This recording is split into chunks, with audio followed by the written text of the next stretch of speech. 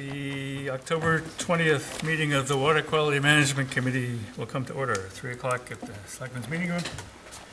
First item on the agenda, and the main item on the agenda, is the review of the Cape Cod Commission watershed reports that have been prepared by the Commission and sent around to all the members of the committee.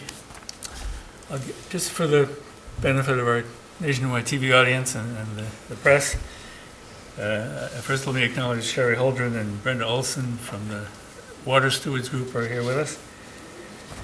And Erin Perry and Heather McElroy from the Cape Cod Commission are here with us. They are presumably the lead authors of this work that we're about to dissect. Half of us are. Yeah, we had a lot of staff working on it at the commission. All right, well, you're the ones I sent out to take the heat. So you are it. Sort of by way of background here, Erin has laid out to us that 38 of Cape Cod's 53 embayments have been studied by the Mass Estuaries Project, and a couple of them don't need nitrogen reduction because they're pretty good at it by themselves. 34 have been required to need nitrogen reduction. 14 of those are in the town of Falmouth. So you're talking to the people who are in charge of 40% of the currently identified problem. As I think we all know by now, the Commission was tasked with doing a Section 208 plan update and given $3.5 million to do it. And part of that was that each Cape Town was within 12 months supposed to develop watershed reports. The Commission offered to assist the towns in this, and supposedly if the towns did not complete a watershed report or request a team, the Commission would draft one itself. And that seems to have been what happened here in Falmouth, even though, not to get into the nitty-gritty here, but no one ever asked us if we wanted to request a team or do our own watershed report. But in any event, you have proceeded without us at this point. And the work product that you have done has been sent around, as I say, recently to the committee members. We're going to go through it watershed by watershed, perhaps line by line in some cases, and provide you with additional information that will help you produce a better report. I don't know what your time frame is. I do know you're expecting to put this out at the end of the month to EPA. We're just looking for comments back from the towns by the end of the month. Okay. And then we're going through kind of a review process with DEP for each of the reports between first week in November-ish through the end of the year. So those won't go to EPA until the end of the year. Well, that's comforting. Because even without being asked to participate in drafting the report, this committee has gone through each of the MEP studied estuaries in our town and have come up with our own scenarios, which I think you will find are more relevant and practical than some of the ones that you've proposed. But we'll get to that one by one. So we can start with the first page of this, which is a sort of a generic description of the town of Falmouth local progress. Can you get that page up? Is it? That one I didn't put on. Didn't put it on. Oh, no, it's the first page. So if you go, Matt, There you go. That's as far back up. Contributing town. I'm on page 1 of this. It was sent over along with everything Is that, the local progress is the first Nope. page of every one? No, it's not the first page. It's the usually around the third or fourth. The fourth page. So can you go to page 4, Matt? There you go. Town of Falmouth local progress. Got it. Every member of the committee has received this and had a chance to look at it. I know there are several members who have comments, and we'd be happy to start hearing them. Well, I actually, just in the interest of time, it seemed to me that the information in the third column and the second and third paragraphs discussing the 2.77 million that we received, and then farther down what happened at the Spring Town Meeting in 2014.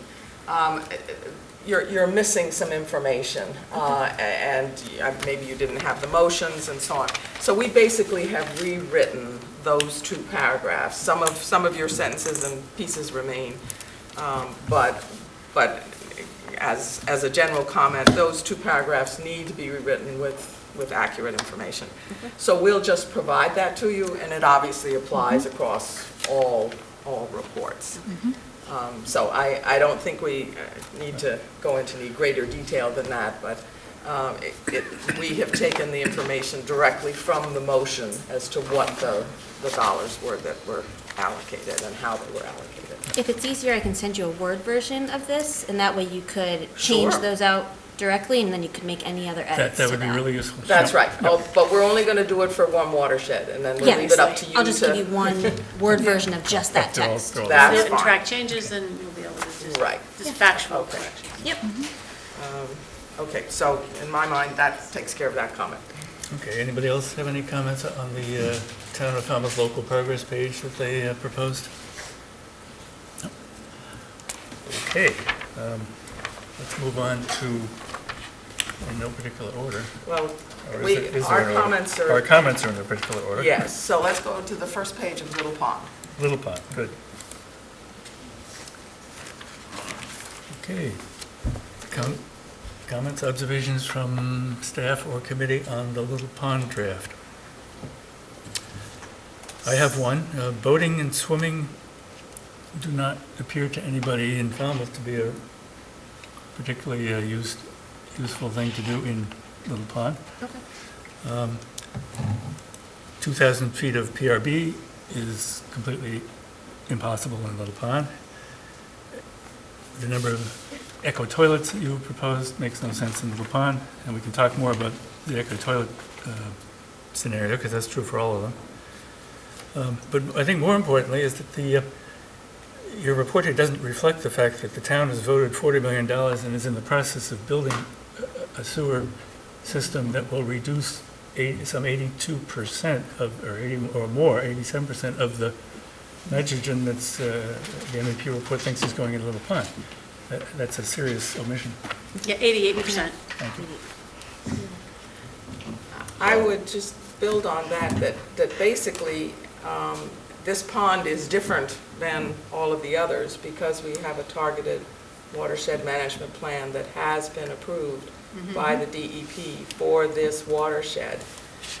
And so the town basically has a plan both for the sewering of the lower watershed, and there's a portion of the upper watershed in there, and then a plan for the remaining amount, which is that 12% that's left, if it's needed. And so I think this report somehow needs to break that out, that the town has really gone the whole distance on the Little Pond. And so, you know, this isn't a draft plan. There is a plan on record that has been approved. Okay. And so I would...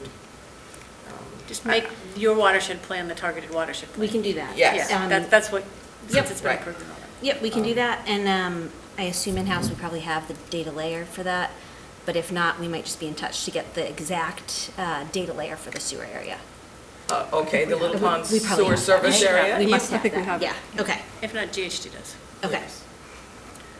Right. Any other comments from Kevin or Ron? Yeah, no, thanks, Eric.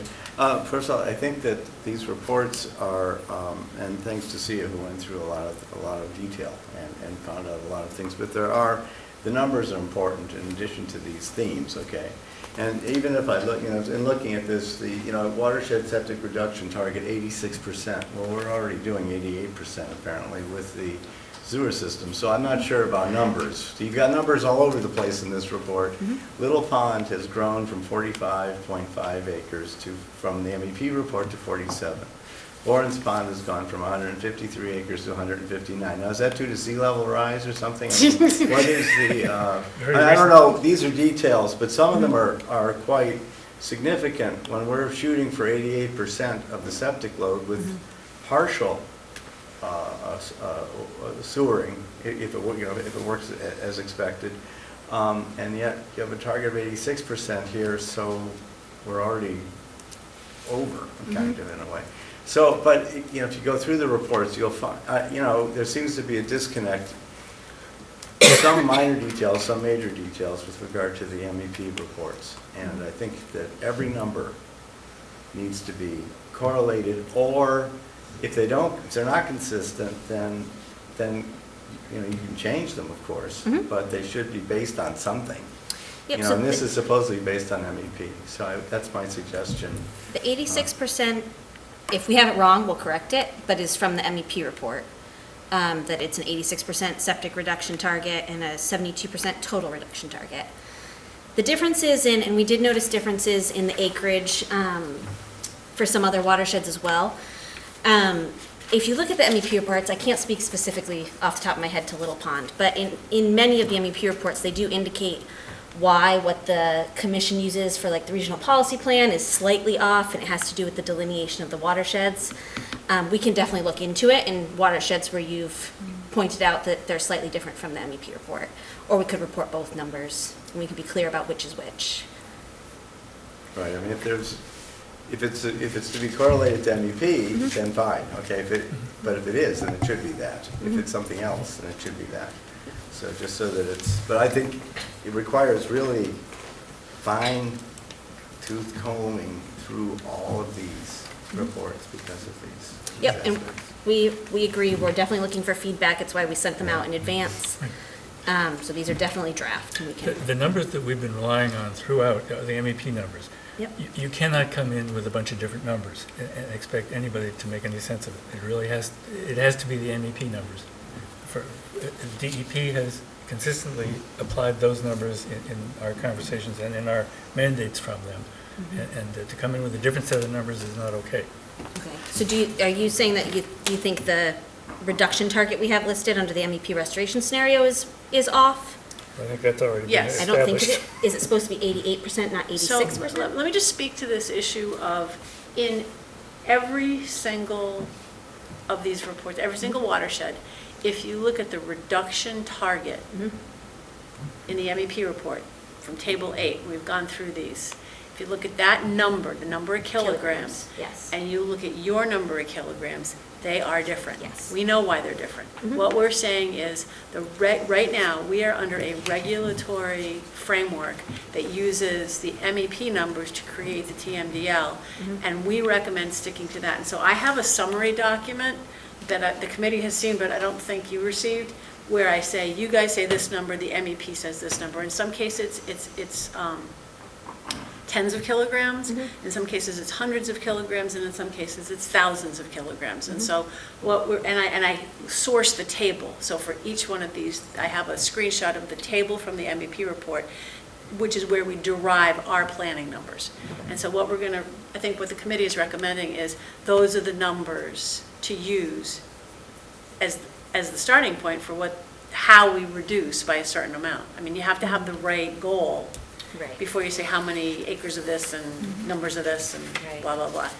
And while I have the floor, the other general comment about all of the reports is it's going to be really important for us to know what your assumptions are for how many kilograms are removed by a cubic foot of floating constructed wetland, how many oysters per acre you're assuming. Those numbers are really important because we have refined our understanding, and the technology matrix is constantly apparently being updated. So we think that it would be really helpful for every town to have like a key, if you will, or that says, these are the key planning assumptions for enhanced IA systems, advanced IA systems, everything you've got in there, just so everybody knows we're talking about an acre of how many oysters, or PRB getting how many, grams per linear foot or kilograms per linear. I mean, because and then we will know how many, how you've counted everything up, just in general. And then I guess our third major question is are your numbers based on build out or on current conditions? Current conditions. Okay, so if they're based on current conditions, then the MEP should be the number for current conditions. So Right. that's a. And so we did use our updated database, because in some cases, and it may not be the case for every watershed, in Falmouth, some of them may be more recent, but in some cases, the MEP report is 10 years old or close to 10 years old. So we did use an updated database. The total watershed threshold that you see, I think the numbers you're referring to are on, if you look at the Little Pond one on page 6. The total watershed threshold is from the MEP. The 5,000 kilograms? No, the threshold, the Oh, the threshold. 1,900. So we do rely on the MEP for the number, the target, or, sorry, not target, threshold you're trying to achieve in the water body. Yep. The load, the Yep. wastewater, fertilizer, Changes. stormwater, that is what has changed based on our updated database. And you'll see that there are some significant differences. And I guess what we're saying is, for us, we'd like you to use the MEP report numbers because they're what the TMDLs are based on. Right. Okay, and so for other towns who have made the same request, we've reported both numbers. We don't want both numbers. We want to stick with MEP. This is complicated enough without having two sets of numbers for everything. Could you two put that microphone closer to your mouth so that our nationwide yeah, I TV forgot it audience was can hear you? I think the two of them Yeah, get to they use should- that one, and this one's for me. Sorry about that. If you can forward me that table. I'm going to forward you this whole set of comments at the end of it. You'll have a Perfect. very big, don't take Virginia. notes, I'm taking, you're going to get a report. Virginia? Okay. Erin, I need to understand a little bit more what you said about you have updated your database. Are you talking about water usage, or are you talking about zoning? What exactly was updated? It was both water use as well as the assessor's parcel records. So those are updated to a consistent year. I'm trying to remember the year range. I want to say it's 2011. It's a 3-year range, 2009 10, to 11, 2011. 12. 10, 11, Yeah. 12, thank you. Yeah. That we did when we started out compiling data for this Yeah. effort. I see. So in many cases, that's several years newer than what was used for the MEP reports. Okay, all right. So I sort of want to build on what Eric said. This is confusing enough that we want to use one set of numbers, and the MEP report is the one that we have built off in all of our public reviews and what everybody has read.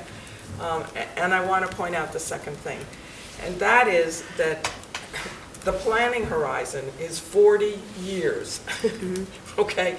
Just for the South Coast. That doesn't even include Buzzards Bay. And so it's a quibble, really, to go into water use and a couple more subdivisions and so on, because you start with a larger picture, you sort of agree on what the tools within that larger picture, and then you fine tune. And over time, the town, watershed by watershed, will come to its conclusion as to what to do and how to fund it. And so let's not get tripped up now because you got a couple hundred more kilograms in some place or another. So I want to strongly urge you to do what Eric said. We'll take all these comments back when we, it's why we set out a review period and a discussion period with DEP so that we can take all this feedback, meet with DEP on every watershed and go through all of this. So we'll take all of that back to them. At the time that the actual plan is filed for a particular watershed, at that time, we obviously will update everything. We have found that there are assumptions that were made in your original database for areas that were going to be developed that will never be developed, so, it's going to cut both ways. Any other comments? I mean, to follow on what Tia said about the unit of, say, nitrogen removal through wetland or through oyster beds or through whatever, that, you have these collection, non-collection scenarios, which look like cookie cutter things to me. I don't know exactly what the basis is. Has anyone actually looked at the watershed and looked at the estuary, particular one? Because it's sort of 25% nitrogen reduction fertilizer management, 25% nitrogen reduction stormwater. I mean, this is sort of going through it, but then you've got 4 acres of aquaculture, oyster beds, so many linear feet of PRBs, permeable reactor barriers for folks. How many IA systems, how many eco toilets, and with our experience here, we don't quite see some of these things manifesting. So I think that I don't know how these numbers came up. I mean, if it's a suggestion that this could be something, but I don't know what it's based on, or you say for non-collection systems that these are the items that could be looked at on a watershed by watershed basis, and not give a prescription of so much area for this and so many of these and so many of those. I just think it's how useful it is, actually. Right, absolutely. Any other comments on Little Pond before we move on to Great Pond? Okay, let's see if we can find Great Pond. I will get us to Great Pond. Okay. Maybe, yeah, the mouse can reach to your table. I don't know if that's Oh, just as well, easy. I could, yeah, that's a very good point. I'm taking over. Not that you weren't doing a perfectly I know. fine job, just figuring out. All right. Where's the mouse? You got the other one. Using my mouse. Hey, give You it now back. get too Give confused. us back to him. I might make Matt do this. So I want to, we need to get to the next one. which means- Oh, you need to hit I need escape. to, yeah, I need to Yeah, get. sorry. Yep. It's okay. It's perfectly reasonable. We've got two screens and things going, toggling back and forth. Each watershed report is a separate document. Right. So what I need to do is escape, You get out of Little Pond, you get to Great Pond. do this, and then go, we want to do Great Pond next? Yes? Go to Great Pond. See, the projector has to stay in that little table, but is the wire long enough that you No. can put that laptop back on your table? Yeah. Just bring the microphone. I'm just gonna do this, and then I'm gonna give it, we're gonna get it drilled by the 13th, by the 15th one, we'll be perfect. But now Matt saw what I just did, so he might actually. So, Keep All right, Great Pond, a lot of the comments are repeated that you've had here, but we have some others. 1,127 eco toilets is a completely irresponsible number based on anything the town of Falmouth has done. And we have done quite a lot to determine the public acceptance and the practicality of eco toilets, and the answer is that number is impossible. 3,500 linear feet of PRB, considering there's been no PRBs ever constructed for this purpose anywhere in Massachusetts or in the country. And we've been working with the EPA on a site here to hopefully do the first one, but under no circumstances has 3,500 feet been an option or even anything but a laugh. We thought about longer PRBs at one point, and we actually spent a lot of money with CDM Smith on sort of a red herring that you could do them along coastal road, and the answer is you cannot, for a lot of reasons which we don't need to go into today. But the best thing you're going to find with the PRB, and Virginia's been doing all the work on this, is that a few hundred feet in a critical location that intercepts a lot of groundwater, and there won't be too many of those locations, but that's the best you're going to do. Right, yeah. Yep. Construction and roads, disruption, too much for utilities, too deep, just not practical, unfortunately. not a lot of removal, practically speaking, Well, based and on then- some work we did in the lower peninsula at Athabasca. We have got, at Shorewood is the Great Pond watershed. Yes. And so we have been looking at a specific site for a 300-foot PRB and are coming up with real numbers for what that would actually remove, potentially, but not 3,500. And we can include that, if you want to request that we include that as part of the scenario, we can include that. I think you should. Okay. I will Yep. make myself a note to send, once we've, Any other comments or questions, or comments, I guess, at this point from committee members? I had one that was just sort of, in each watershed, you have degree of impairment and areas of need, and then you developed a numbering system: 1, severe degradation; 2, significantly; 3, moderately; 4, healthy conditions. And that's the end of the last paragraph. But I don't see that ever used anywhere, and I wondered, what's it relevant to? So it's then referenced in the next section. So that is all straight from MEP, how they characterize. How they characterize. The water body, yeah. And so I if see. you, the next section where it talks about the MEP ecological characteristics and water quality moderately impaired to severely degraded, that's what that Well, system I is. saw the words there, but MEP uses the numbers as well? I don't know if they I use don't the numbers or think- if our I water don't think department so. numbered them that way for a different purpose, but we could Yeah. likely just remove the numbers. Again, this is all very complex and dense, so if creating that numbering system and then it's not useful, don't do it. You'll get some of this in writing, Oh, yeah. but shortly after this meeting here, but just a few other points so the public knows what we're talking about here. IA systems, which is, we've done a lot of work on, the idea of having different performance standards for IA systems is a non-starter. If there's going to be IA systems, a single performance standard is going to be the goal. And, Just so I make sure I understand, do you mean the difference between the IA systems and the enhanced IA systems? So in the Barnstable County Cost Report, it does call out two different types. One removes, I think it's down to 19 milligrams per liter, and the enhanced are down to 13 milligrams per liter, and that's why we separated them. If we can certainly use just one or the other, if you would prefer, Yes, but they are called out separately. This town has been doing a lot of work on that, and I think we've determined 19 is not worth having. Right. 13 barely is worth having, and frankly, the technology is, we're starting to see, can probably provide 12 or 10, and that is worth having. But don't waste time on 19.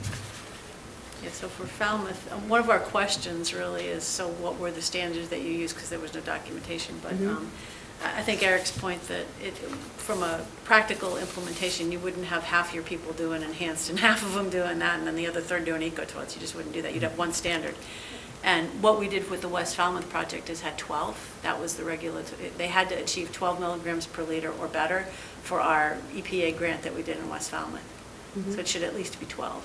And that might be a reasonable place to start on that. Okay. Yeah, and I think we typically erred on the 19 because of the DEP permitted. Sure. The point is not the particular number. The point is that if you don't have a law, no one will put in any IA system. Okay, so there has to be some regulation. And it would be absurd to have a different regulation for some of the people in the watershed and another one for other people. You have to pick something and say everyone has to do that. Good. And the follow-on to our experience, and I'm paraphrasing something that Sia heard from the various contractors, was that you set the standard, we'll build you something that meets that. So our standard's definitely not going to be 19, ever. It's going to be somewhere around 10, maybe even less than 10. Your technology matrix is a work in progress, it's always evolving, and I honestly think it ultimately should evolve to not those two categories, but one category and a very, call it stringent standard, something like 10. If you're going to go to all the trouble of doing an IA, you've got to get some bang for the buck. Sure, Ron. There's a couple more things. Again, coming back to these non-collection options that you mentioned, I mean, you have in the Great Pond report, you have 1,375 square feet of floating constructed wetlands. I don't know where that would go, and I don't know even, like Sia said, what you expect from that, but somehow somebody came up with this from 30,000, maybe 100,000 feet altitude, and said, okay, well, we've got this proportionality, maybe that's, but they're different. The thing is, not everyone is the same, so it isn't just cookie cutter, it's different sub-cookie cutters in here. So I think the realism in this, as I say, it would be good to know that, I think that in the 208 study, that economic financial analyses were done that showed different bits of or analysis of what it would cost to remove a pound of nitrogen or a kilogram based on different technologies. And so, you know, if that's the kind of information I think would be interesting, so that if a town said, oh, look, we can do it for this much or that much or whatever it is, let's see how far we can go with these. But the kind of information, as opposed to a prescription that we don't know where it came from, and even here in Falmouth, where we've been doing on detailed analyses of different watersheds, there's still works in progress. We don't have a solution for any one in entirety yet. You know, we're looking at, we're doing, actions are happening for sure in some, but we don't really have the full complement done. We have ideas about it, and we're working toward those. So I think this is a little bit of, it looks nice on the page, you know, and somebody's done a lot of work, that's for sure. And I have to say that I appreciate that, but I just don't know where these are coming from. So, and also this pond also increased in size from the from the MEP report. Again, it could be, it's not a big deal. It's 269 acres to, in this report, 282 acres. So, you know, it's not that, it's again a detail. Numbers matter, but. A couple of other points on the floating constructed wetlands, which have never been implemented anywhere in Cape Cod in real life. I think my understanding is that there was sort of an assumption that because they worked in a sewer treatment plant environment in some other place, that somehow that can be translated into putting them into wetlands and water bodies on Cape Cod. And I don't think that's going to be true if and when anyone ever actually does such a thing, which no one ever has. So it's a weak thing to base anything on. Any other comments?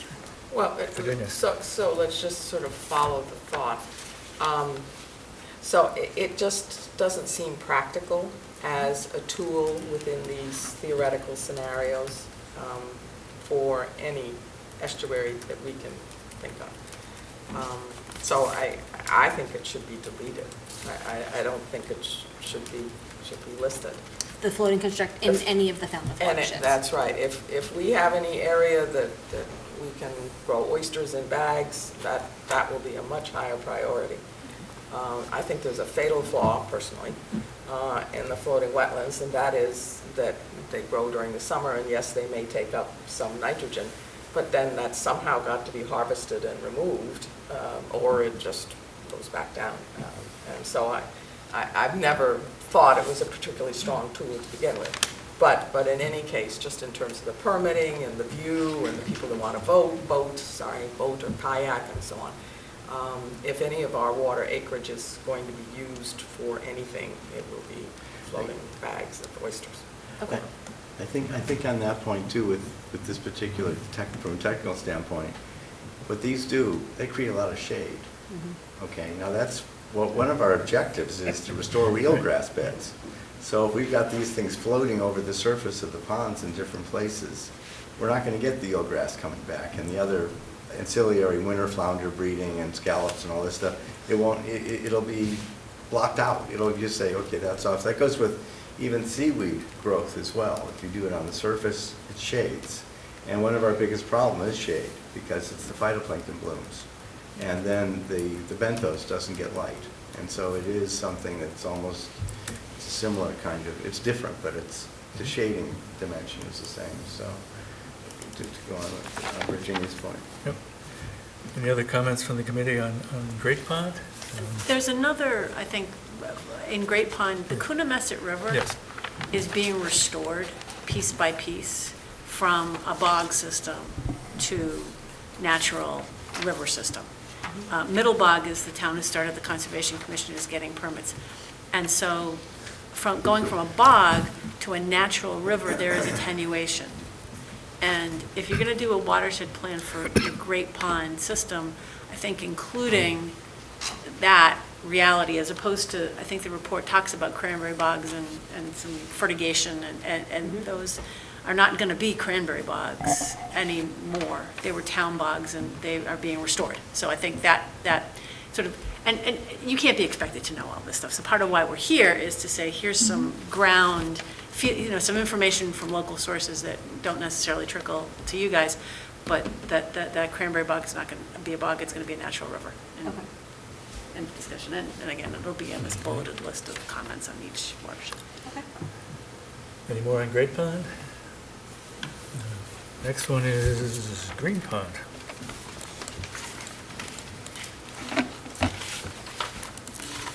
Want me to hit escape?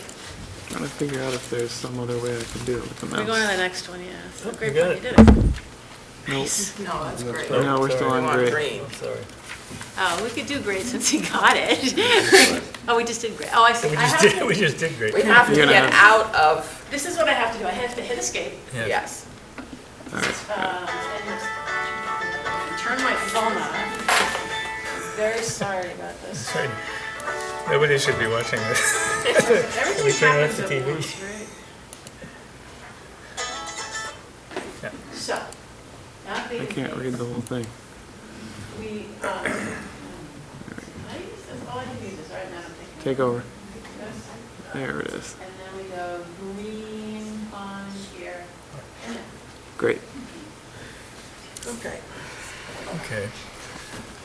All of the earlier comments are also applicable to Green Pond, and do we have any others?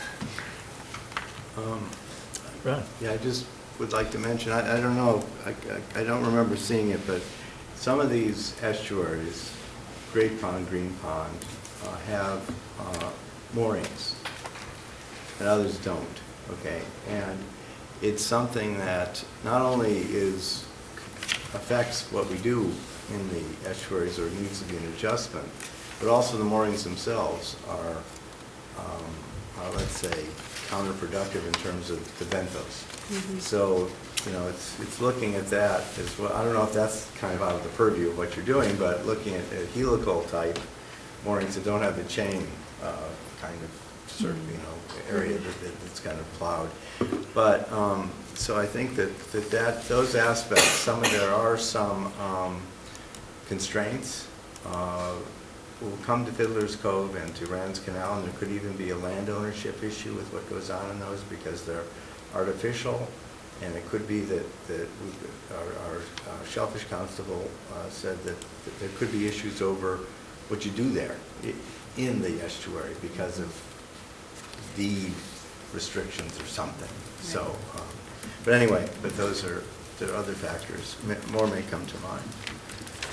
Okay, any other input on Green Pond? Okay, let's move on to Bourne's Pond.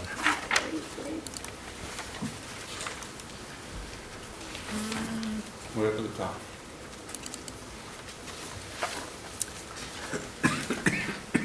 Before we get to Bourne's Pond, I just want to say on Green Pond, that there'll be specific comments in our comment document about each of the measures. So you'll see what we say about eco-toilets again, Right. what we say again about the IA systems and shellfish numbers and that kind of thing. So they're all. By watershed, so that's Watershed by watershed. That's perfect. Yep. Yeah, two immediate points on Bourne's Pond. On page 2, there's a whole paragraph devoted to Mashpee's activities in Bourne's Pond, which of course there aren't any. And there's some talk about the Coonamessett River, which is also not relevant to Bourne's Pond. I'm sorry, can you put, oh, I see what Right you're here. saying. Mm-hmm. Yeah, that's. What is that? I think it just got Oh. left over from something, from another There's a document. Bourne's Pond in Mashpee, and Well, there is a small part of Bourne's Pond in Mashpee, so it was likely just carried over when they did the formatting.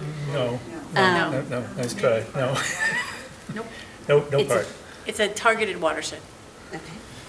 Yeah, we have it as less than 1% based on our delineation, so we can look at and Yeah. less than 1% in Sandwich, so. Well, we don't need to hear about it because in the Falmouth report. Well, so I guess that goes back to, you'll see in other reports like Wacoit.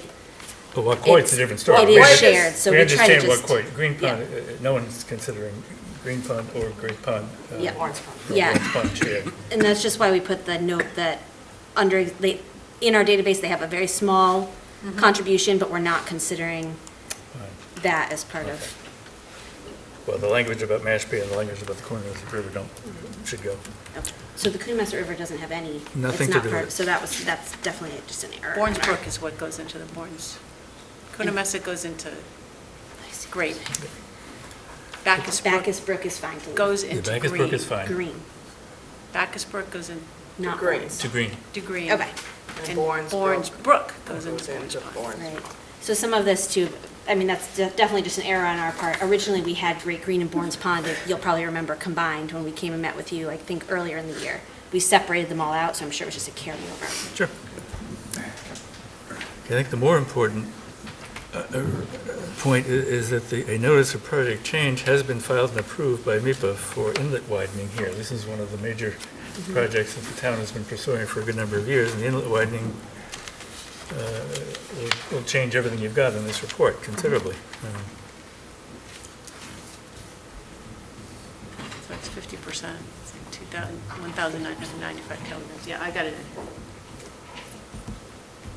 I think you guys get a copy of our NPCs, right? Right. So I'd read that. I'm surprised it's not in here, actually, so I'll definitely go back and double check. And the other thing that's great about that particular notice of project change is that we did in there, as we were writing it, include a plan for the whole watershed. So the targeted watershed plan is in the notice of project change for Bourne's Pond, and that, in the same way that Little Pond has a plan, Bourne's Pond has a plan. So- Okay, we can take that entire plan, I not will. just the inlet widening, if that's what you prefer. Exactly.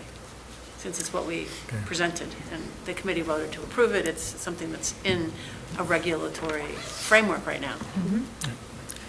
Also, when you get to the sewering option in that watershed, you seem to have 1,000 developed parcels and requiring 1,350 sewered parcels. How would you do that? So this, A lot of public talk. yeah, so this assumes, That might be the build-out. Yeah, yeah. it's a lot of build-out. So this assumes, the scenario assumptions listed below that section assume that disposal occurs inside the watershed for all of these scenarios. We assumed that throughout. Doesn't mean that that is necessarily what's going to happen when you do the detailed local planning. We just made that assumption throughout all of the reports. So in that case, effluent would be going back into the watershed. You'd have to remove a little bit more. How can you remove from 1,350 households Right. when there's only 1,000 there? The only option in this watershed would be likely to dispose outside of the watershed. Which is, so basically it says in this watershed, reduction targets may not be met with disposal inside the watershed. But that was the assumption we made throughout, unless a town requested that we do otherwise. So we can certainly go back and add the scenario from the notice of project change. Yeah. And you'll see, like we have for McCoy, Mashpee made a specific request that we use the scenarios from their CWMP, and those are included in there with their numbers, so we can do that. And not have us sewering more parcels than exist. I think that's what we're suggesting. And for the sewer options, it doesn't make any sense to have more sewered parcels than exist in the watershed. Yeah. So if there's a leftover, just call it a leftover that isn't met by sewering. In watershed sewering, or say disposal out of watershed and give us a number for that. Does that make sense? Sure. Okay, any other comments from the committee on green? All right, next. Okay, next. Bourne's Pond, Green Pond. What are we on now here? McCoy, Wacoit Bay, the next one? we're just moving east. going across. Yes. You got it.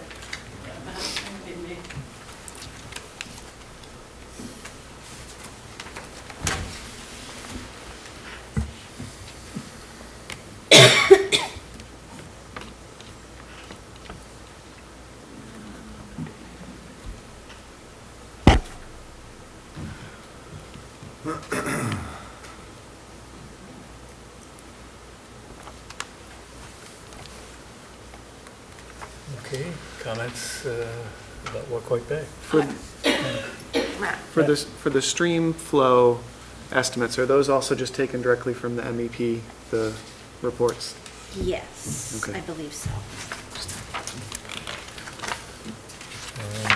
My personal experience is that the nitrate concentration in both the Childs and the Quashnet is not equal, but Really? Okay. if it's a substantial difference. That's an MEP thing. Okay, Yeah. okay. I'm sorry, I just missed the last thing you said. Did you say the MEP report, you're saying Well- reports different numbers for the nitrogen concentration? Not necessarily, no, but Okay. my personal experience is that Okay, there's different I'll just go nitrate back. loads in each of. okay. We'll go back and double check that and just make sure that both we pulled the right numbers and Right, yeah. that they're from the MEP report, but. I just want to make a comment, because I'm not exactly sure how it's going to fall out ultimately. Eel Pond watershed is actually within the town of Falmouth, and in our current CWMP, it is broken out as a separate estuary, although I realize that there is a hydraulic connection between Walkway Bay and Eel Pond East. Ultimately, I don't know how the town is going to handle that, but I think it's you should at least be aware that often when you have a really huge problem, you work on various pieces of it, and the Eel Pond watershed was separated out in the CWMP that we filed, the engineers back in 2008, when they filed it, it was Little, Great, Green, Bournes, Eel Pond, and Walkway Bay. So you've lumped them together, and technically, because there is that hydraulic connection, you can't fault that. But ultimately, in terms of solutions, it may make sense that Eel Pond stand alone. Okay, so I believe we lumped them together because the MEP report includes them all together. Yes. They We're do. not, okay, you Right. agree that that is, okay. That's right. I just want to make sure we That's don't right. have that Yeah. incorrect. Okay, this is one where the MEP nitrogen removal targets are hugely different from the Cape Cod Commission one. 24,206 kilograms a year versus 17,447. This particular watershed has a huge difference between the two. And the other difference is that in the 208 plan, Appendix 8C, you calculate that Falmouth is 50%. Can't hear you. Calculate what? The percentage of the watershed that's Falmouth's responsibility Right. is 52%, is 53%. But in this watershed report, you call it 52%. There's just, I mean, it's 1%, who cares? Yeah, we're not going to quibble over We're not. 1% But- after all this. But we can reconcile it. But just to make sure it we're ought not to be missing. consistent from the Right, it should 208 be the plan. And I think that speaks to Ron's comments that there are a lot of numbers in these reports, and it gets very confusing for lay people. So making sure that we're talking about the same numbers, especially with the removal. I mean, enough said, you understand. These numbers just, Right. it's easy to get them different. And needless to say, 2 miles of PRB is completely ridiculous. Yeah. So, and just to keep in mind, I realize it's still a lot. It doesn't necessarily mean we're proposing that, or that was based on a single location in the watershed. It could be based on many locations. I realize that's still a I lot. think the experience that this town and others have come up with is that there are not many locations in any watershed where PRBs could be considered, and certainly not 2 miles in one watershed, or probably not 2 miles in every watershed on Cape Cod. A few hundred feet in targeted areas. It's been what we've been learning. Any more from doing. comments or observations about Walkway Bay? I have a question on coastal habitat restoration. And this would be sort of the same, if you had a key that told us what your assumptions were, what the removal is for coastal, and what is that coming from, and how is it different from shellfish? Yes, and how come it only applies to this one water body? I noticed it didn't show up in many of the Anywhere others. else, right? Yeah. So it would be just. What is it? To For- be a little more, We don't know what it is, and we've been doing this for 5 years. So that, I mean, it's one option in the technologies matrix. I know it was used in other watersheds in other towns. I can't speak to exactly why it wasn't used in certain watersheds in Falmouth, but we can definitely go back and look at it. Could you describe what it is and how it removes nitrogen? Well, I think Sia's made this point before, and I think well made, that the nitrogen removal that may actually be resulting from coastal habitat restoration is actually only resulting from the shellfish. However, we did identify coastal habitat restoration itself as a concept to encourage that approach, thinking more holistically. So, incorporating a variety of different elements depending on the setting. You're going beyond just putting some shellfish in. So I think that's the concept. I think, again, the point is well made that the nitrogen removal may only result from the shellfish themselves. So this basically means if we could solve the black muck problem and get more areas where the shellfish would thrive, we'd have something we didn't have before. Right. Okay. Right. Well, I think we have figured that out. Good. West Falmouth Harbor, are we done with this? What's like that? Wait, coming. Coming. I know.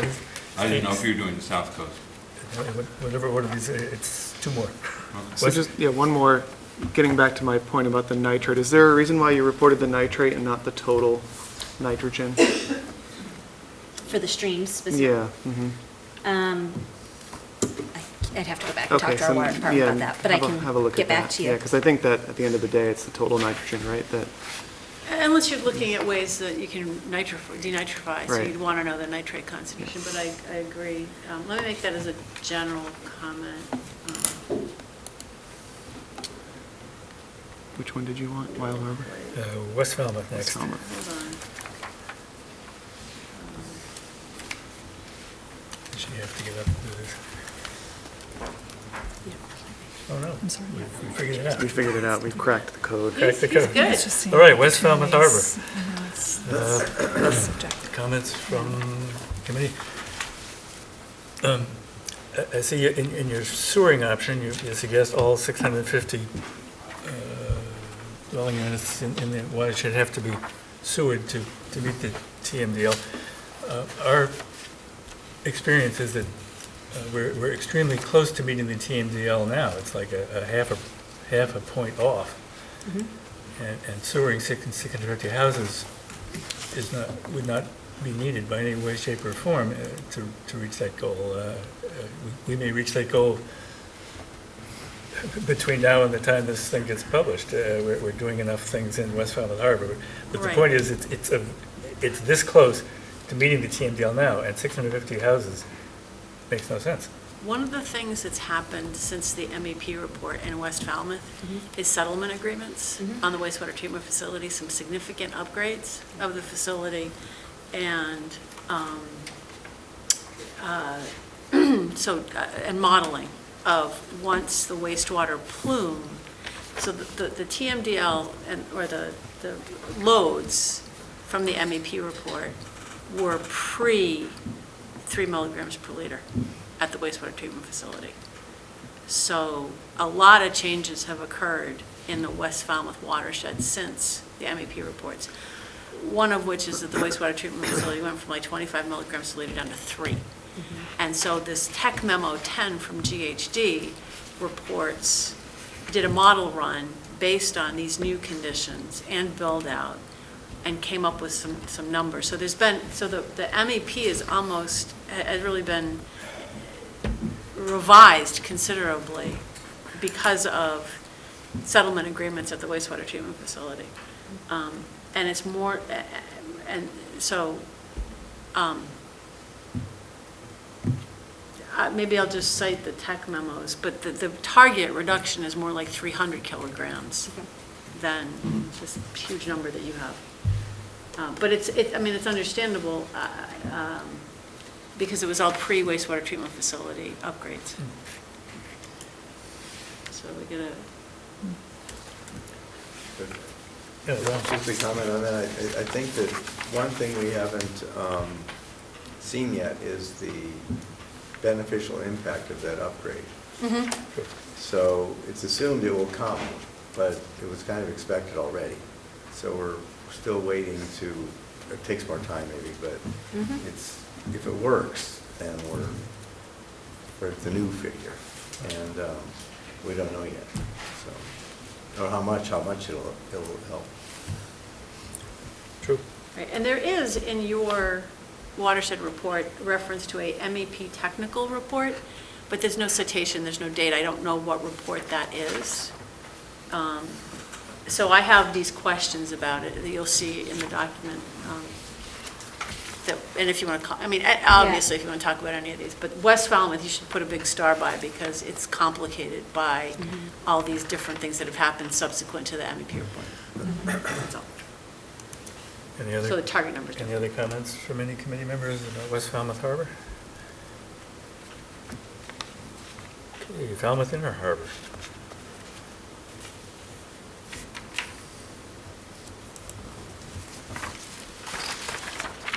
I got a positive one on that one. Can we?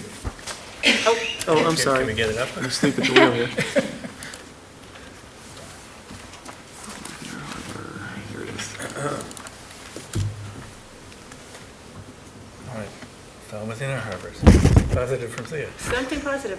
When we looked at Falmouth Inner Harbor, we thought that a long PRB along Scranton Ave might make some sense to capture, there's King Street and King Street, it's a fairly dense neighborhood, so that's not so far-fetched there. So the PRB is not out of line necessarily for that particular watershed. 2,700 feet might be out of line.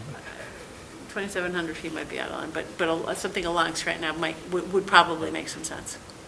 And then the other is, and this is a general comment about stormwater that will be specifically in each watershed, that we have done a fairly extensive look at storm drains that could have best management practices for that 25% reduction. And some estuaries have them and some don't.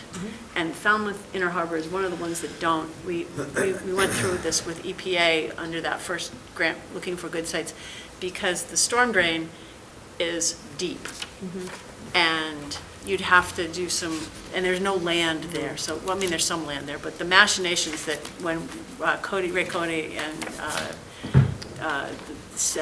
the town engineer and I were out there, we were all scratching our heads saying this would be really a difficult and expensive stormwater BMP. So that's probably not a practical spot, and that's the only one in that watershed. Virginia. So this is one of the watersheds where there's a considerable difference between the MEP report, which said there's 1,590 kilograms per year, and yours says 625, so more than double. A difference in terms of the numbers of the removal target. So we sort of need to ask, why is that so big?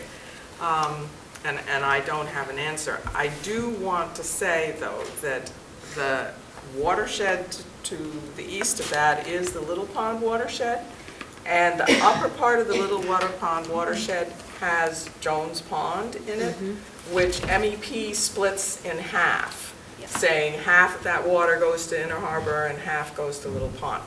I don't know whether that maybe accounts for this difference, but it's tricky, and so I just raise it.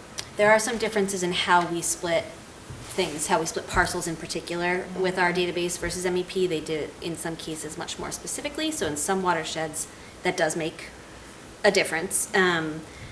Ponds, we'll go back and certainly look at Jones Pond, but we do follow the same splits, kind of, I don't know if I'm speaking to it correctly, but percentage-wise that MEP uses. So we try to be as consistent as possible with MEP for pond splits, but we've certainly found areas where something hasn't went right in the pond splits or some other issue, so we can look into it. Yeah, somehow you're going to have to figure out why your number is so much different than We like your number, it's like a third almost. MEP number. A third of whatever. The other number you want to take a look at, you've got, in the sewering scenario in this watershed, you describe 400 dwellings that would have to be sewered. I think, I've lived there, and we've all lived there, and the idea that there's only 400 units out there that need to be sewered, I'd really be surprised if it were that low. the density, I think, it's the center of town and it's a big watershed. And the idea that there's only 400, it doesn't compute. Is that 400 additional? Because the portions of it are already sewered. It No, should the be main 400. street and a few other pieces, but that's a good question. It should be 400 additional. So in cases that are already sewered, there are a few exceptions, like in Chatham, where we don't have their latest sewered layer, but in Falmouth, I think we should be Yeah. Okay. pretty close, except for Little Pond. It should be only additional sewering. So it would already consider what's already been Alright. sewered. Still seems like a low number just Okay. based on that part of town. Yeah, Okay. yeah, right. Any other comments on Falmouth Inner Harbor? Oyster Pond. Steve, you're up. The representative from Oyster Pond is prepared to make a few comments. Yes. I understand that somebody from your group met with Sia before this was written and was briefed on a lot of the facts about Falmouth. And I assume that there are no registered professional engineers associated with preparing this report. Is that right? There would be. There have been? There have been. Well, I held this in until now because I want people to see the number of criticisms. These are not just typographical errors. This report is terrible. If this was written by an engineer and submitted, three things would happen. First, they would never be hired again. Second, they might not be paid. And third, if anybody implemented on the basis of it, they'd be subject to being sued for malpractice. I'd like to know what is the purpose of it. I assume it's for educating towns that don't know what they're doing. I mean, it's certainly not educating us. The information flow is entirely from us to your group. And I don't see it teaching anything. I mean, there are well-known principles for deciding what alternatives to use, such as nitrogen return on investment. This looked like somebody was throwing darts at a board. For example, on Oyster Pond, 2 acres of aquaculture and oyster beds. Despite the name, it's been well known for decades that you can't grow oysters in Oyster Pond because the water is too fresh. The 26 units of eco-toilets is absurd in that group. I mean, eco-toilets may be a wonderful solution for the world and may even be necessary globally to prevent climate change, but they're not going to happen in Falmouth. Certainly not on this scale. And as was said before, 2 different kinds of INA systems makes no sense. And if you're educating people, you need a matrix at the very least. What's the point of doing all these estuaries in a town that doesn't need to be educated, to educate people in another town that doesn't know these estuaries with random suggestions? You could take the same number of man-hours and pay attention to the technologies and say you can get so many kilograms of nitrogen per dollar for each of these technologies. Now work them out for your estuary and show people how you go through that thought process. For instance, with Oyster Pond, the civil engineers told us you can't do PRVs because there are too many boulders. Cross that off the list. You can't do inlet widening because it's unacceptable to Concom for the herring. Cross that off the list. Third. You can't grow shellfish because it's You fresh can't- water. You can't do shellfish, you can't do inlet widening, you can't do PRVs, right? Those 3 are off the list. So it's down to sewers and IAs. And now we're doing the decision there based on the dollars per kilogram of nitrogen removed and the distances between the houses. So please start teaching people something they can use.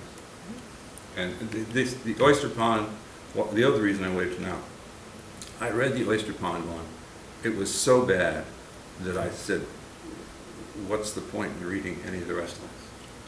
If anybody else knows them, they're going to have the same impression. I mean, we can replace what's in here with a report that you'd like to submit in its place. But my point is, it's not just typographical errors or somebody slipped with a calculator. It's total sloppiness. I don't know if we need any other comments about Oyster Pond. If anybody has any, be happy to. IAs. Yeah. Oh, the same comment. Yeah, Yep. I would say that's the solution for Oyster Pond. Oh, that's the Right. solution for Oyster Just one other thing. Yes, Is there, isn't there an area that is being preserved now? There's been. That's right, 22 acres. 22 acres or whatever. I don't know if that's been factored into a build-out or non-build-out scenario. There's a large parcel, or several parcels that comprise 22 acres that won't be developed. They'll be conservation land. Okay. So I don't know if that's in your plan. It's just something to be aware of. Has that gone through? But did you say earlier that these numbers were based on current condition and not on build-out? Current Okay. conditions, yes. Okay, so build-out is not a factor in Right. these numbers, I guess. Okay, any other comments on Oyster Pond before we move on to Salt Pond?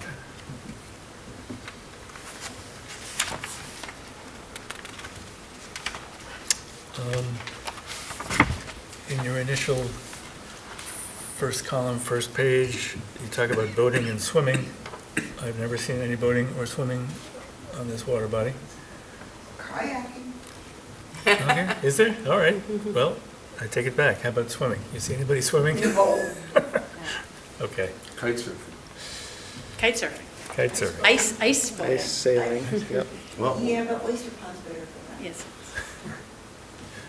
All right. The only other piece is that you end up, you propose, in the sewering option, you've got 550 units to be sewered and not that many units living there. Just write this. Our experience with, to the extent we've looked into this, is that the most promising may be the widening of the inlet. And that isn't listed here as an option that should be thought about. Where's the salt pond inlet? So in the MEP report, they talk about tidal enhancement. It's not really inlet widening as much as it is, right now there's one, I think it's at Fresh Pond. That's right. Yeah. They But will- what they talked about is if you look, we looked on the map, and there are sort of two areas that used to be open that would promote more of a circulation. And since it's in the MEP report, that, if you're going to look for non-traditionals, that might be a good one to include. Again, you could use it as a teaching moment, because Salt Pond is different than a lot of the other estuaries. It's more parallel to the coastline instead of perpendicular to it. So in addition to the existing inlet, you could put another one, short one, Yeah. and you could put a one-way valve and you could have circulation. Yep. So you want to indicate to other towns to look for estuaries like that. Isn't Salt Pond a kettle hole? A drowned kettle hole? So It's very shallow. That's why Except for when it's really kite deep. surfing. There's a Part of huge it's deep shallow, part of section. And part of it, I think there Is is, deep. there is a deep, There's a deep basin. yes, Yes, at one huge point. deep But basin. most of it's very, very shallow. Yeah. Okay. just a couple. Sure. One thing is you have a new intervention phytobuffers. And I don't know what those are. What is it? exactly. Yes. I don't know what that is exactly, but it sounds good. What is it? And I don't know where it would go, but there's no shellfish option here. And yet, a couple of years ago, I don't know if it's still the case, they found the bottom paved with oysters for some reason. They were there last summer, too. Yes. They were, okay. Yeah. Yeah, Yeah, shellfish. there's is a the- natural set of wild oysters in Salt Pond, and so it would actually be a pretty decent candidate for that coastal habitat restoration option. Okay. I'm going to guess that phytobuffers is bushes and natural vegetation of some depth, 25 feet, 50 feet, all the way along the coastline. Would that be the definition of phytobuffers? Plants that have deep root systems that will intersect the groundwater and take up nutrients. Yeah, But they're planted on, in they're some. on land. It's They're not- on land, They're right. on land in the Right, water. right. And it so happens that for Salt Pond, when they, when they did development along that area, that's exactly what the Conservation Commission did, was that there's a 25-foot no-touch strip on the upstream side of, So it already has a phyto buffer. so it has a phyto buffer. It might be like a water garden, Well, I think In phytobuffers, concept. yeah. phytobuffers, utilize plants, specialized plants that have really deep root systems. Like So- trees. Trees, typically poplars and willows, so they're not appropriate in all settings. So Okay. I can't speak to why this was identified for this particular location, but, Correct. but we I can, think John we can, Ramsey said once when we were discussing inlet widening in general that salt, and it makes intuitive sense, that Salt Pond would be a very good candidate because there's so little flushing now that any increase would be a huge percentage increase. And there isn't that much nitrogen that needs to be removed. Okay, any other comments about Salt Pond? Megansett Harbor.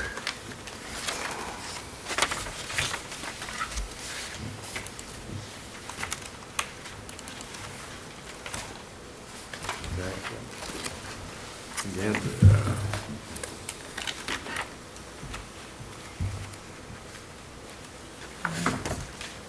All the earlier points are relevant here. 1,500 linear foot of a PIB is not practical or possible.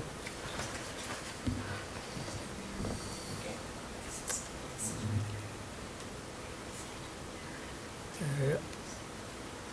Anything else on Megansett? I think one point that the committee, and I think Virginia brought up when we were reviewing, the MEP for Megansett is still a draft, it's not a final yet, and there's no TMDL, is that where they were collecting data at low tide is a tidal flat, which is going to have different water quality parameters. And we submitted those comments to SMAST regarding the MEP, that we were concerned that it wasn't necessarily an accurate reflection of real water quality parameters, because at high tide, it's very clean. So it may very well be that even, and your numbers and the MEP numbers are pretty darn close, like off by a couple of kilograms. But we think that number might be a misstatement because of the way the sampling was done on mudflat versus high tide. There may have been a better location. And so we were just concerned about that, period, for what the target would be. That was one, and then the other is the aquaculture, as I recall from an old technology matrix, was like 1 million oysters per acre. And that is not a possible number if you have gear. It's not even really a practical number if you're bottom planting.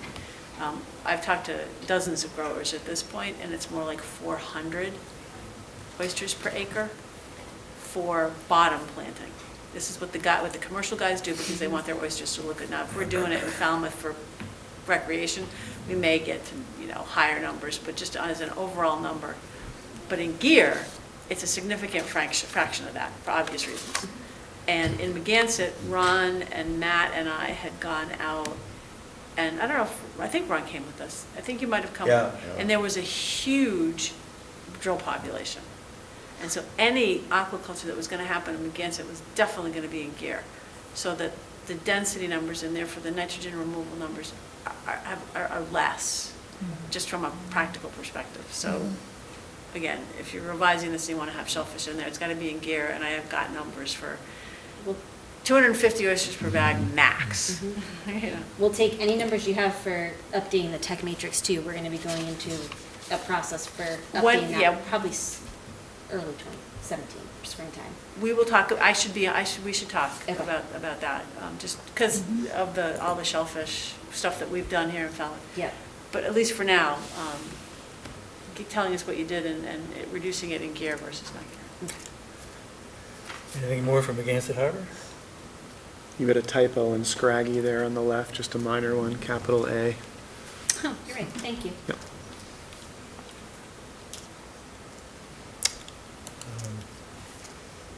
Wild Harbor.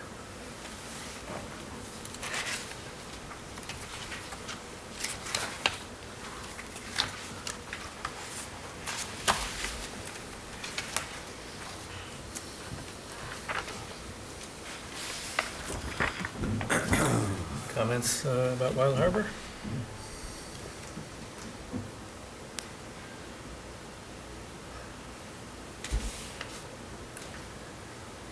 $1,900 linear feet is unreasonable, and 7 acres of shellfish is not reasonable. Yeah, there's no way 7 Due to the acres of fact that shellfish it's is a not busy right. boat basin. It's a busy boat basin. All right, moving on to Rand's Canal is actually what it's called, but they're calling it Rand's Harbor. This committee is very familiar with that because we went out there on a boat trip and got stuck on the bottom. I remember that. And we could have walked back to the boatyard.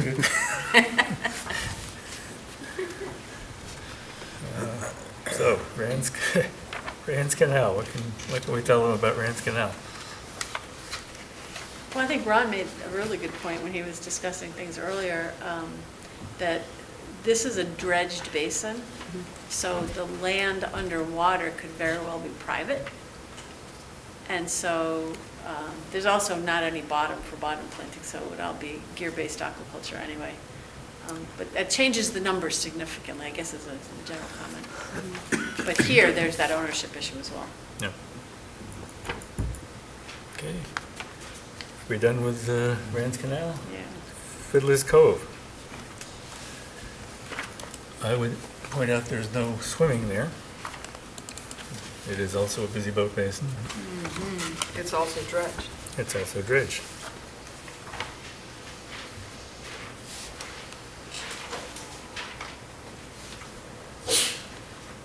Once again, privately owned. No public land access, no suitable bottom for. Any other comments about Fiddler's Cove? All right, moving right along, Quistit Harbor. Last but not least. To your great relief.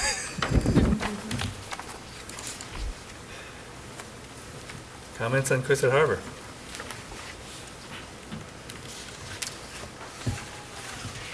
The idea that there's only 150 developed parcels surprises me.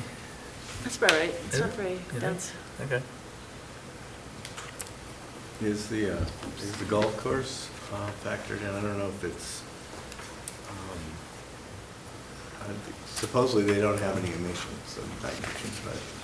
So in the MEP report, they do have a number for golf courses that they are consistently using. I don't know what the number is, but I'm sure Yeah. Woods Hole Golf Course is counted as something. It's here, it's 3% as controllable, it's listed here as a controllable source. There it is, Yep. golf course fertilizer. Okay. Okay, anything else on We've already Quistit? controlled that, so there's our fertilizer right Yeah. there. And the point on Quistit Harbor with the shellfish is that it can only be in gear because we've discovered the hard way that it doesn't work on the bottom because of the. We did a relay there a couple of years ago. The shellfish at the upper part of it, or the more northern part, was a problem. But Right. we don't know, we That's true. think It could- maybe the lower Could be better for. could be better, but the nitrogen loads are maybe less because of the flushing Yeah. down there, but still. Yeah, inner harbor was a problem, and that's where the load is, that's where the nitrogen problem is. Outer harbor is basically connected pretty much directly to There Buzzards might Bay. be- But we were thinking about gear-based, I'd say IA systems and a little bit of Right. gear-based aquaculture. And you also did studies for, I'm sorry, go ahead. No, that's what I was going to Hey, ask. you also did studies for the Great and Little Sipuisat Marsh, which did not have an MEP report and were not found to be impaired. Why did you do studies on those? Because we are required by DEP to do a report for every single watershed, even the ones that haven't been studied, and agreed with them to use a 25% reduction target for any of those. So, and that's listed in here that it's a 25% reduction placeholder. But if it's not impaired, why are we talking about? It hasn't been studied as far as so there is no evidence of impairment because it hasn't been studied. We don't know if it will be impaired. And so we've still been told to identify options Well, for it. MEP is not, there will not be an MEP report on these two. I mean, they were not on the list, and they're still not on the list to have an MEP report done. So We can you- bring that comment back to DEP, but we were told we had to have a plan for every single watershed, all 53, regardless of their, They're the ones who decided that these two water bodies didn't need an MEP report. That makes the report on that water body easy. It The does. plan is do nothing. Well, That we can do. that- Yeah, yeah. well, that may not be completely the case. I think there was an MBL study, I'm blanking everything, that looked at Plum Island or somewhere, they were doing something, and they found that by the nitrogen loading, it added a limiting nutrient, because there's a lot of carbon tied up in the soil of the marsh, and when you add the nitrogen, suddenly you get a lot of microbial activity that burns up basically eats up the marsh because of the emissions. Now, whether that's been verified, but there was a study on that. Yes, there was a study, and there were a lot of questions about whether the conclusions drawn were correct. Right, I remember there was some question around it, I just don't remember how it was resolved, but. So, in any case, I'm sort of more curious, the DEP required studies on things that, They have no regulatory authority over. yes. I should say EPA and DEP. Okay, Request was at the this very beginning of verbal this. or written, This- or as part of your MOU? That's going back several years now. I'd have to go back and Really? look at if that was written into our agreement with them or by letter from them. I can look at and see Okay. where. All right, But we were well- told that because it's an area-wide water quality management plan, it had to encompass all 53 watersheds on the Cape. I see. And so that's where, and we worked with them throughout to come up with a 25% reduction. It's about half of, if you look at all the MEP reports across the region, if you do an average of removal percentages, it's about 50% on average. We agreed that was far too high for those that hadn't been studied to use as a placeholder, and agreed to use 25% for now. Okay, and so just going back, so you said there are 53 watersheds in the whole Cape. Yes, embayment watersheds. Embayment watersheds is what you call them. There are certainly areas that are direct discharge that don't feed a coastal embayment. So 4 of them have been identified as having assimilative capacity for nitrogen, but not these 2. Why would that be? No, the 4 that have been identified are Namskakit. I know. Okay. How come these 2 are not in that category? Because they haven't been studied. Those Oh. 4 have been studied. Got it. Okay. Okay, all right. Is somebody going to study them? Is there some theory like that? Not you and not us. Yeah, Not you and not us. Okay. I After we can't get through our other speculate. 15 estuaries, Got maybe it. we'll have some bandwidth for, Yeah. you know. It's Great, what do you call Work them? on- All right. Great and Little Simple or something, right? Got it. Again, you've got, in here, you've got aquaculture, floating constructed wetlands. In the wetland. Well, eco toilets, okay, I mean, it's something, but anyway, there are a couple of things that probably wouldn't fit in our. Right. Yeah, So- right. I can take that suggestion back too, and we're going to meet with DEP on every single one of these watersheds, and we can revisit that placeholder. Yeah, well, believe it, it's not a priority for us or for you. Yeah, no, and it's far down on our prioritization of watersheds as well. We just had to cover the entire Cape. Got it, okay. So I think where we started out was a sort of a little bit of a surprise on our part that the scenario that the town was going to be approached to do this, and if the town failed to do it, then you would do it. Now somehow that first step appears not to have happened, because certainly we were never approached, and we're the ones who do this here. So Sure. somehow we got jumped over, and you folks did it, and now you're operating on your timeline, which is you have to have it in back in June.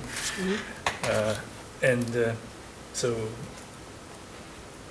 what's the explanation for that? It was a little bit surprising to find this was something that we were supposed to be invited to do and weren't, and the next thing we know, you're doing it.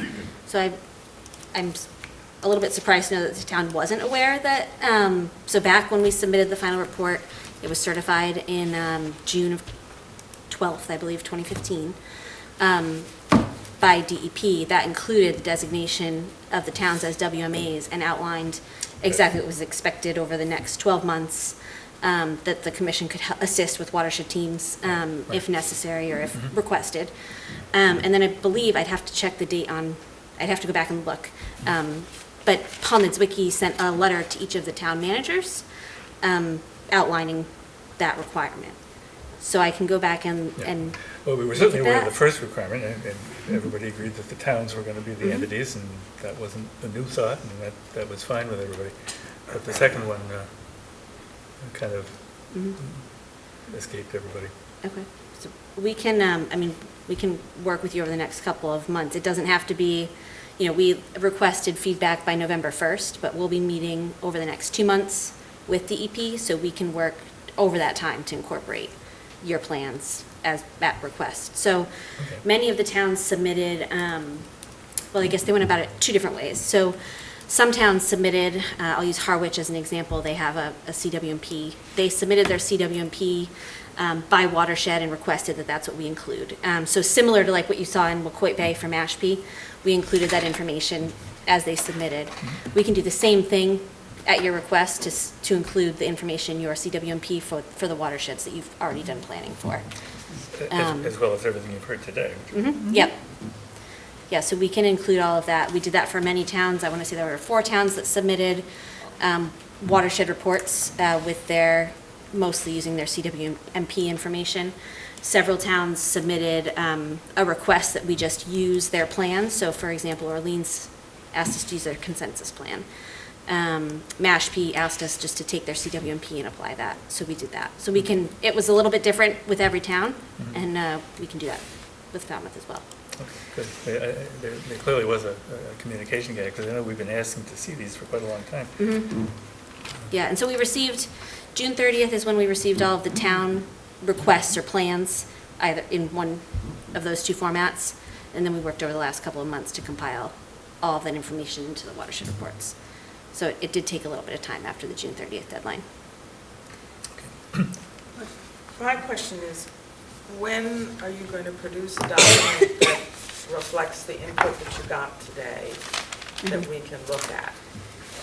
So I think we want to take some time to go back and get comments from SIA, make sure that we're completely on the same page of where you want us to take the information for each watershed. And then we have to review them with DEP. So we'll take all of that feedback, go through the process with DEP. I would say by the end of the year, we'll be turning back around with revised watershed reports, and then early next year, we would probably be submitting them to EPA. So it's a little bit flexible, I think, but that's the plan as far as I could tell right now. Okay, so the documents that DEP will see are basically Cape Cod Commission documents, not Town of Falmouth documents. DEP has all of these right now and knows that we sent these out to the towns for their comment prior to meeting with them. So we haven't started any meetings with DEP yet. But her But they have question, her these. question was, at the end of the day, after you've got DEP comments and town comments, and everybody else's comments, what goes to EPA? It will be a Revised versions of these. revised and versions of not this, a separate yes. thing from the town is what. And not, yeah, okay. But we can take any information that you want to provide to include in these. Yeah. But until we see the revision, we won't know what you've incorporated and what you haven't. Yep, and we can send those back out to you as we modify them. Okay. Oh, that's what I was, in Yeah. other words, Right. you obviously need to incorporate a lot from this meeting. For the next step, not to be for us to review what you did with it, but instead for you to pass it on to a third party, it would make no sense. Yep, we can circulate these back. Okay, so that's going to be the go-forward strategy. We're going to send you a document that bullets all our comments and recommends, I think we need to get to the point where we've said, what we're saying is don't use floating constructed wetlands, use an IA that has an X amount. So we're going to work through that in the next couple of days, just based on what we've said here. So we're going to send that to you. And if you have any questions, if you guys are okay with that, probably could sit down with whoever is going to revise these and go through each one and say, this is what the committee recommended, if it needs to, I mean, it's not gonna be in black and white. So I'd say read it, and if there are any questions, just call me. Yeah, I would, if you send that, and if you can be, for each watershed, so for example, Little Pond, use. Use the exact TWMP. date- Yeah, that's The what it exact says. date in the TWMP. Yeah. And we'll do that, and then we can meet with you if we need If you to, need but to, I would assume we probably could don't just, need to. we can incorporate it, and then we'll send it back. Okay. And then you'll send it back in time for us to comment before you submit them. I saw in here somewhere that a vote of the selectmen was part of this process. Is that accurate? Is that true? No. A vote of the selectmen for what specific decision?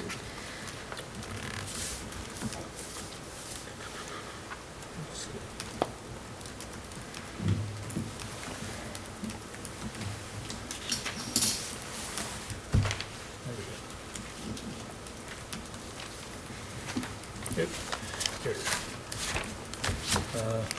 This is regarding the implementation reports. The report will include watershed reports that outline conceptual scenarios. It is anticipated that boards of selectmen will sign off on each of the watershed reports for which their town has jurisdiction as a starting point for more detailed planning. Is that, can you just let me know what That's from, letter? that's attachment 5 in the 208 plan. It's a memorandum signed and sealed by Paul Mitzwicki. Okay. Maybe you'd Yeah, like to have and a I copy. think, no, I know which one you're talking about, attachment 5. Yeah, and I think some towns have opted to do that. We didn't require necessarily that, and it depends, it's been different, I think, how each town wanted to approach it.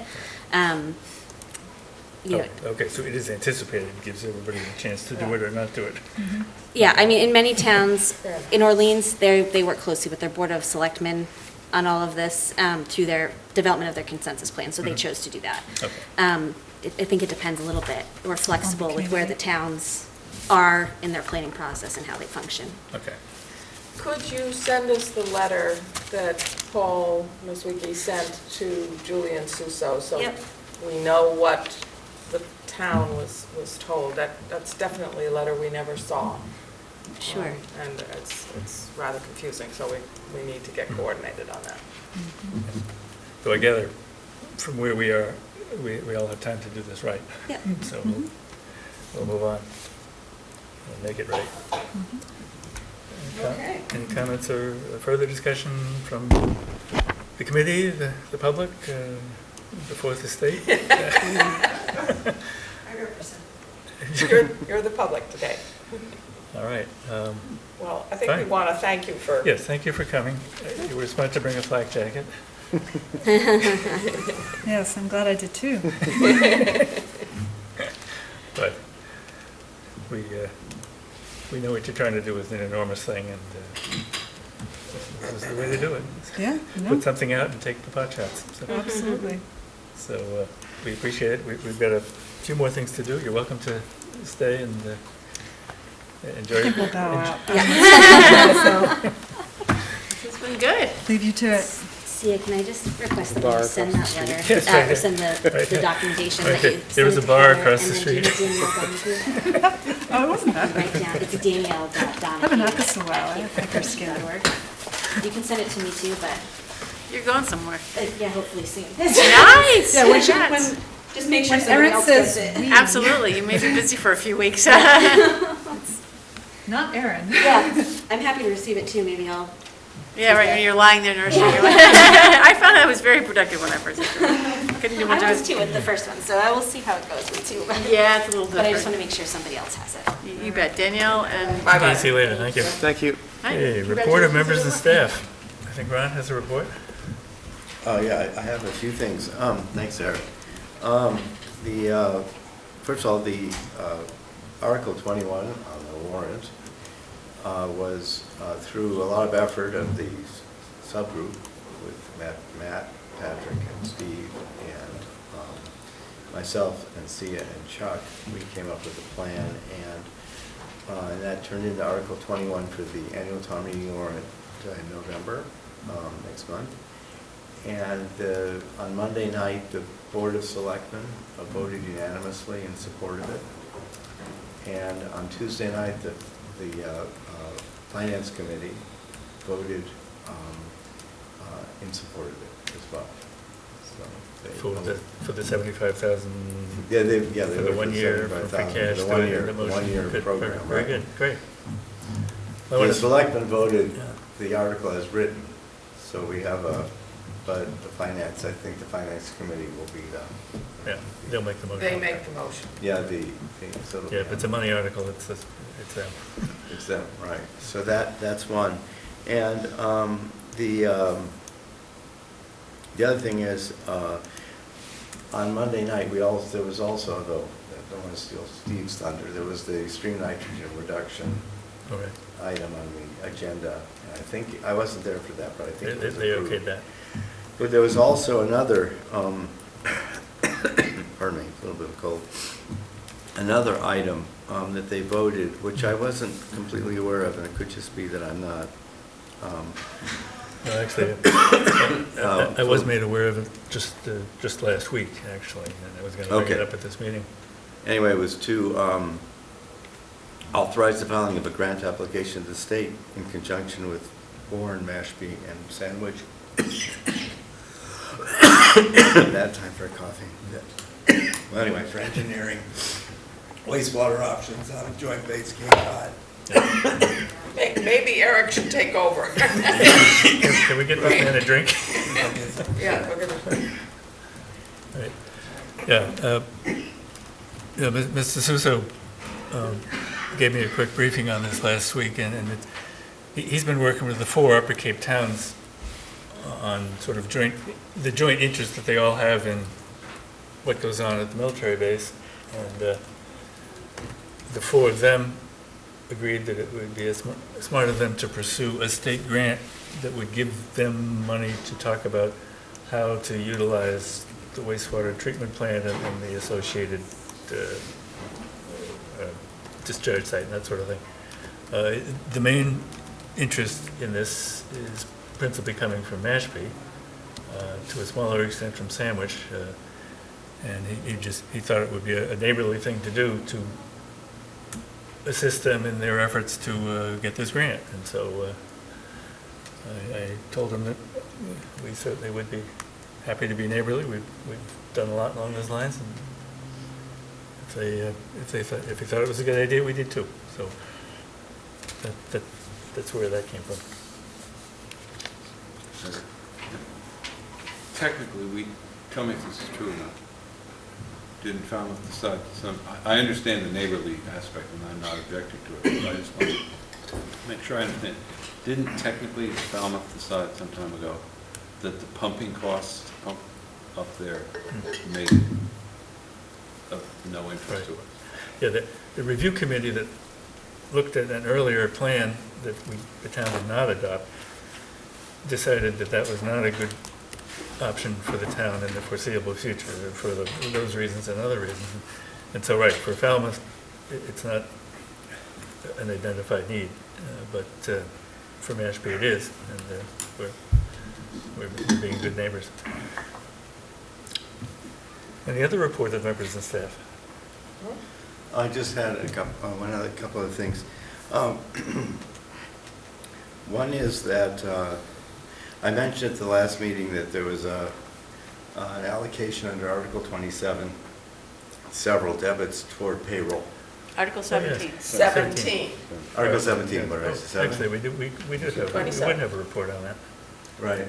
And I was wrong about the total. It was actually about, I thought it was 44,000, but I missed some of the figures. And it was about $50,261 had gone to payroll out of Article 17. And it turns out that that was for the Department of Marine Environmental Services to assist with the aquaculture, with the shellfish demonstration project. So that was there, and there was an indication that the committee had voted that. So I guess the committee had voted it or whatever, but that was really where it just said payroll, it just says payroll on the sheet, so it's hard to know. But that's since fiscal year 2014 through September of this year. So there was still charges after the demonstration in effect Can I clarify? Yeah, since you raised that, there's Yeah. been some investigation, and I think both Celia and Virginia have something to report on that, maybe? I didn't bring my folder. So fiscal years are not calendar years. So fiscal year 2014 is the summer of 2013.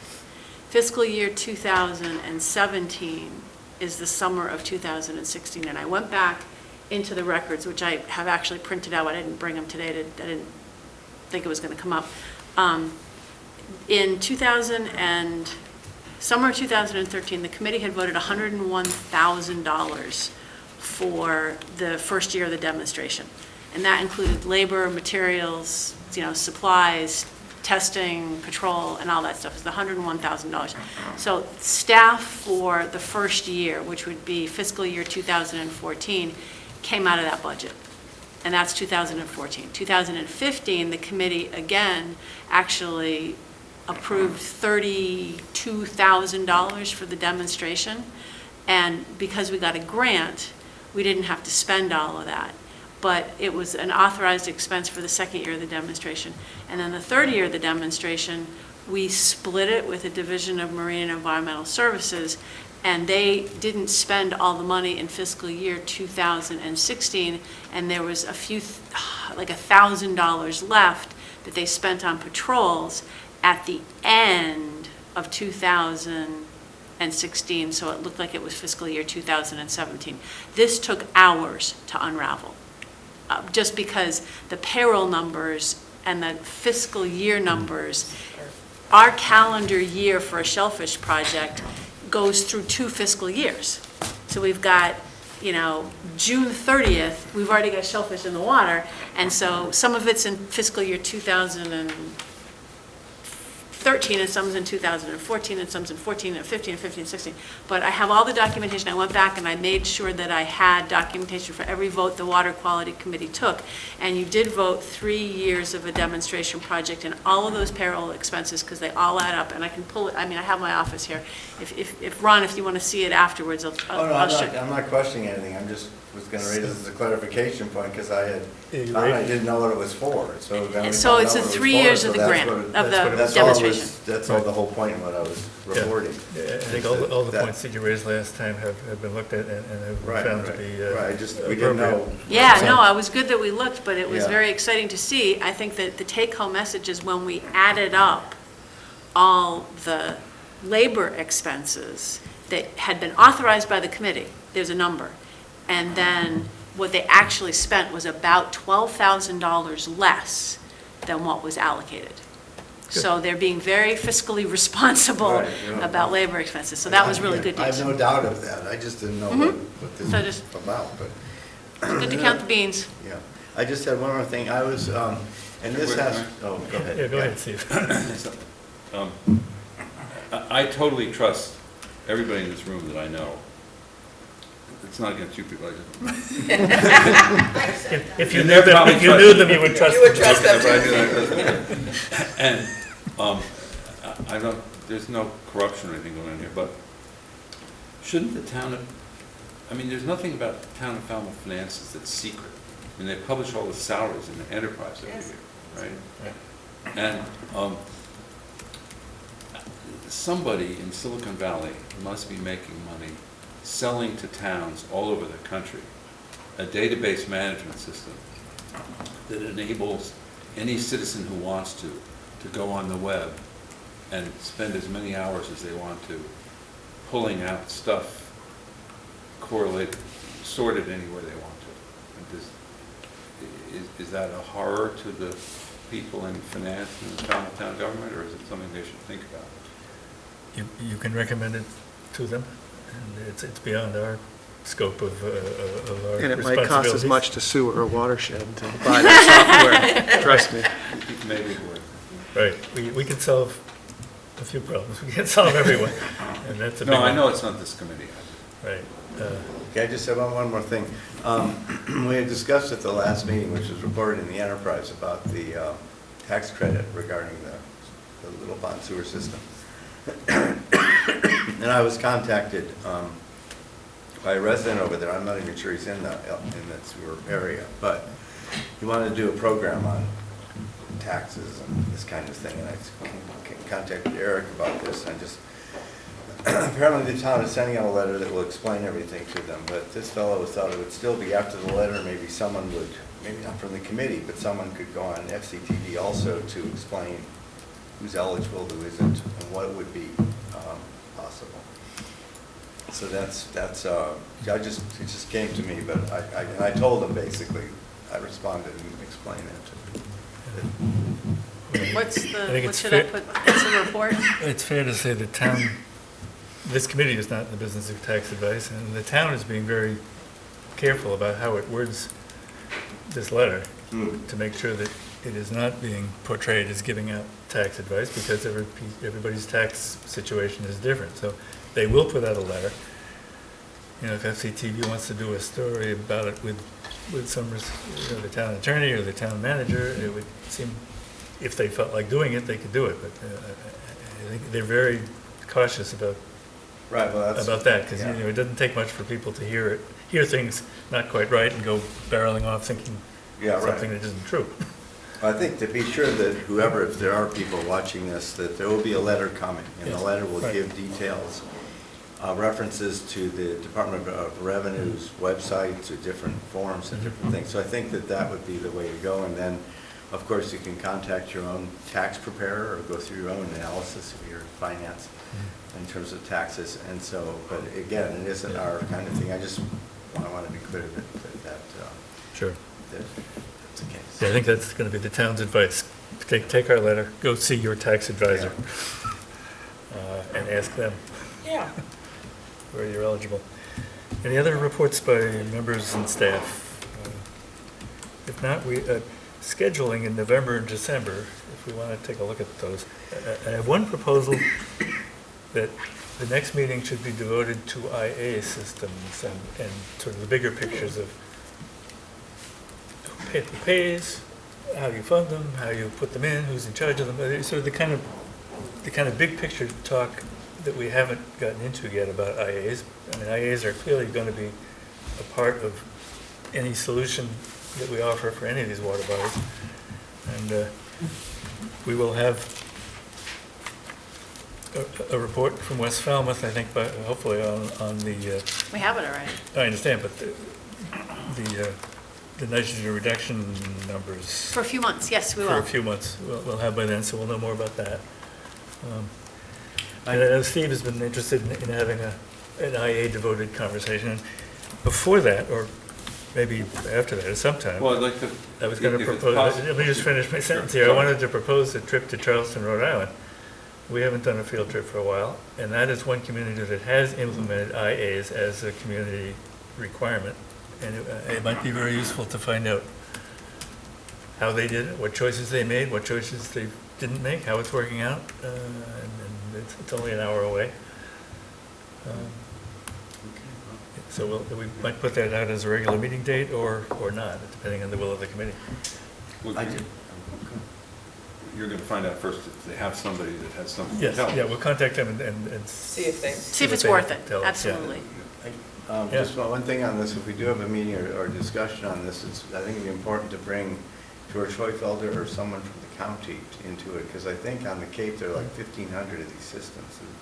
And there are certain requirements with monitoring and different aspects, and you can actually go online and look at the nitrogen levels that are being measured for each one in each town and Sure. where they are. So there is a lot of experience Yep. already on the Cape, and it's something that we did have a discussion. It'd be good to get there, because looking Sure. at the data tells you one thing, and I think that what did George put? How did he put it? He said that half of the systems work half of the time, reducing half of what they thought they were going to, or some, there's some Yeah. half and half and half. You can but- fool half of the nitrogen, whatever some of it the was, people, some it of the was nitrogen something. all of the But time. anyway, Yeah. but they're very facile with the figures